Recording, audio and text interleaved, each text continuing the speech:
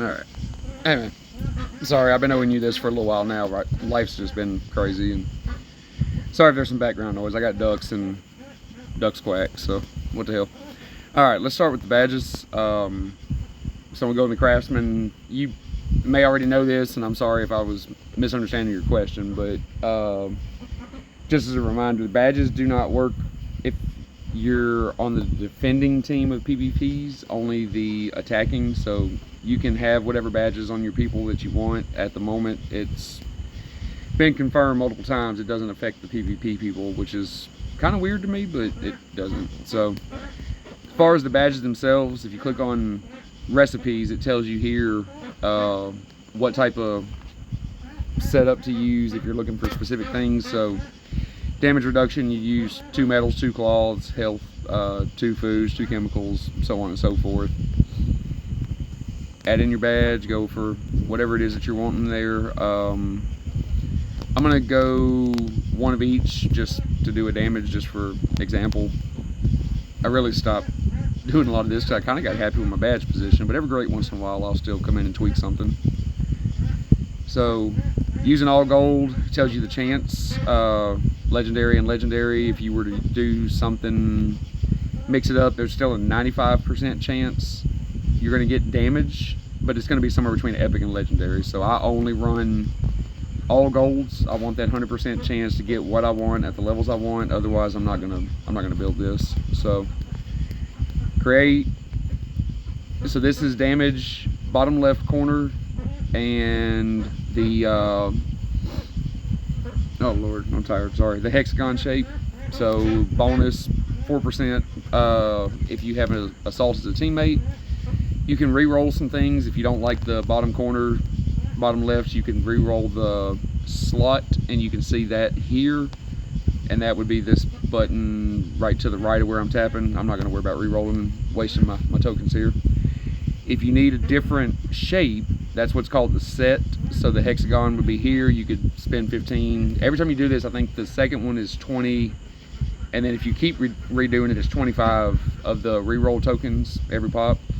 So you can do it until you get what you like, but just be careful. You may blow through a lot of reroll tokens in the process. Sometimes it's better to just put that one in inventory, go craft another one, and not use your reroll tokens so much. Kind of up to you on how many you got there.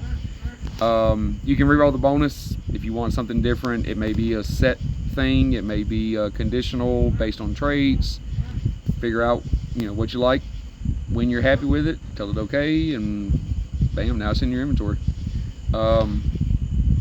Sorry if you already knew all that, and I think you were asking more about badges on defenders, but so you asked about Eugene and Negan. So this is the setup that I have. I think I'm going off of memory here, but I think you had Punish in place of either defensive stance or Iron Skin. Wow, sorry. Not a bad setup. If you're getting up on somebody, that Punish can really keep them crippled. Because the badges don't work, I chose to go more, give me the traits that still make my people tankier, my bruisers even tankier. So defensive stance, that works. Let me throw a different, so here, just for example. So the prime trait on this, where it activates the Overwatch, activating that Overwatch still will trigger your defensive stance trait. And so basically, if you're in an Overwatch scenario, you're right up on somebody, you're going to take 54% less damage because it's considered an Overwatch condition. And then Iron Skin, I do this one just because naturally you're going to take 18% less. So if I'm going for the tankier type setup, well, I'll tell you what, let me see if I can do this. If I go here and check, oh, sorry, I hadn't cleaned that out. Come on. Okay. So if I come check my defenders, okay, so this was the setup that wait, is that the setup I had on here? Okay, I need to tweak that. So actually, I'm being redundant here. Eugene's trait's already got a 50% chance, 50% less chance of being stunned. And then I have a armor on him that has a 76% chance, but total stun resistance can't exceed 75. So I'm actually wasting that on him, and I should use something. I need to play with my bruiser armors. I like the ones that give the extra health bonus. Bruisers are naturally tankier, and that bonus health gets way up there. Fire resistance also gives body shot resistance. Tactical, this is something, I don't have tactical on this one. This is something I like to use a lot because in addition to being able to move, 10% less damage. And so that, if I put that on Eugene with that 10% plus this 18%, he's naturally got a 28% damage reduction. If it's during an Overwatch, plus 54, so 82% during an Overwatch. I mean, that type of stuff stacks up pretty quick.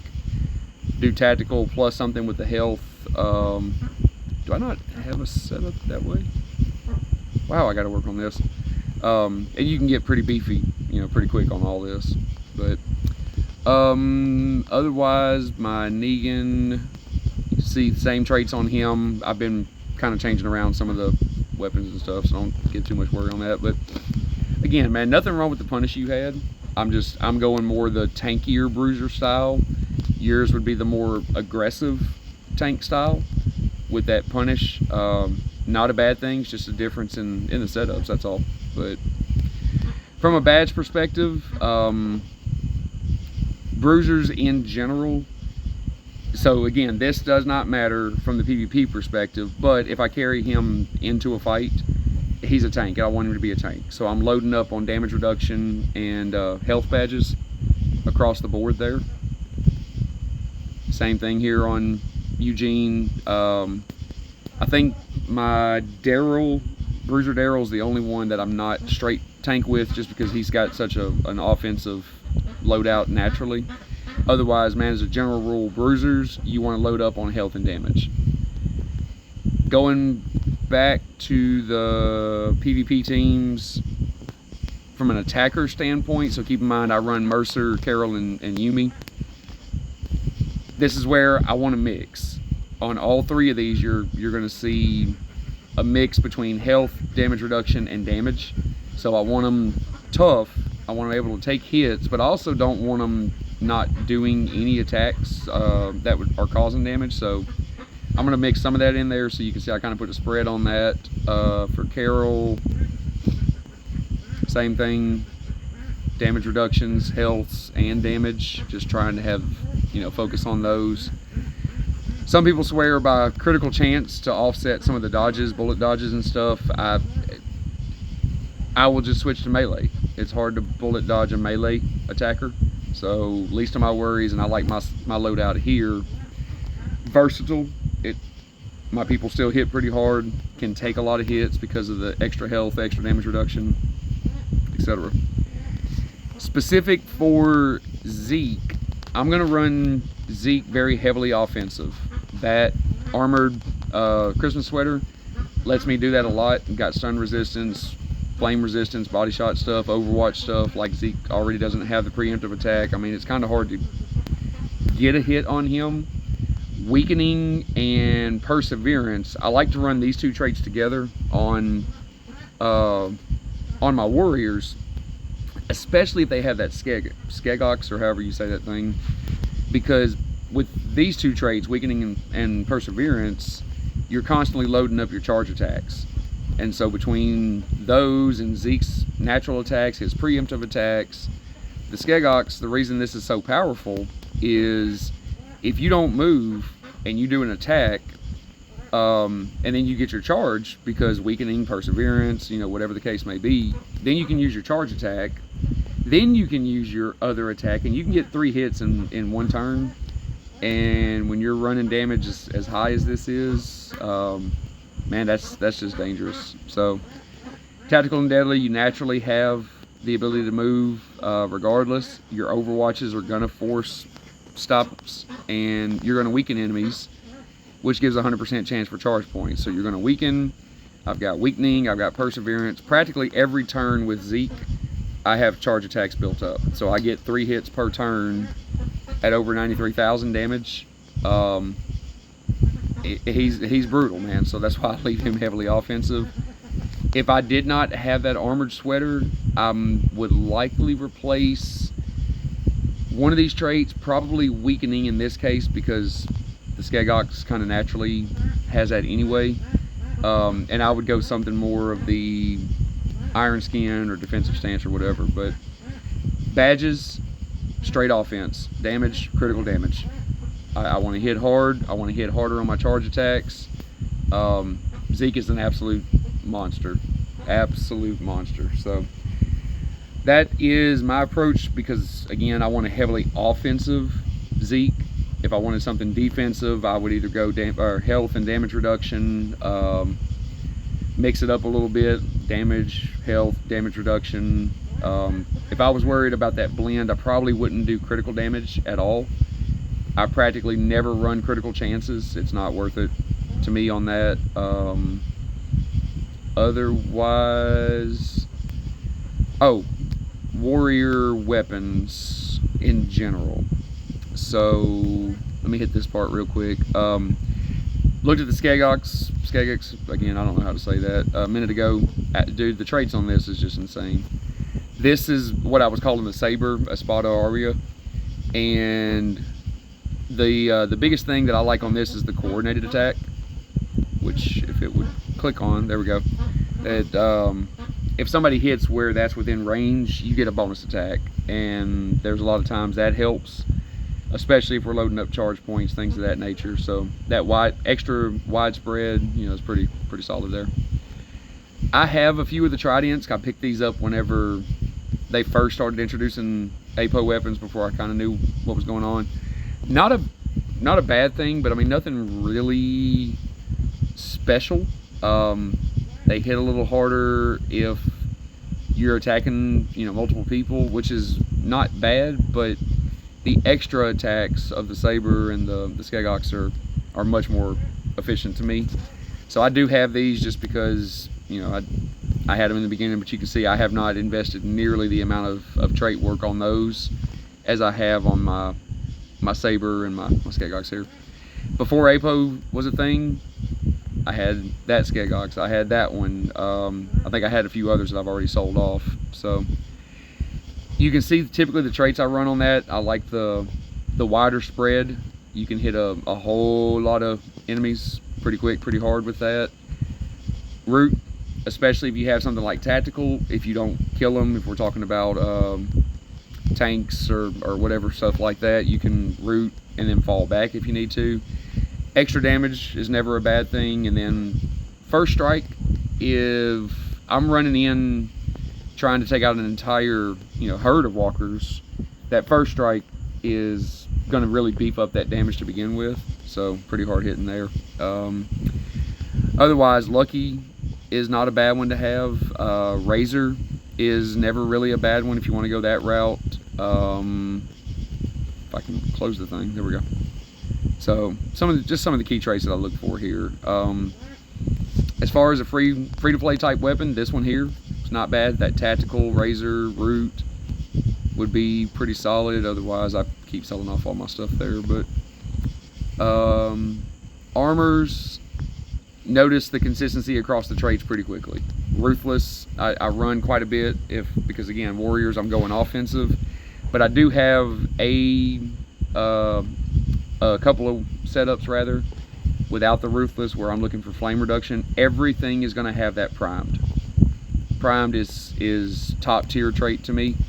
Tactical is second in line, and then after that I'm kind of stun resistance, flame, whatever the case may be. But tactical and primed are going to be on most everything that I have.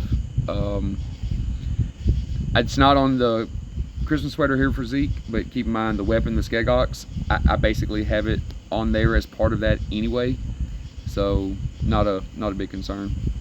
But otherwise, man, I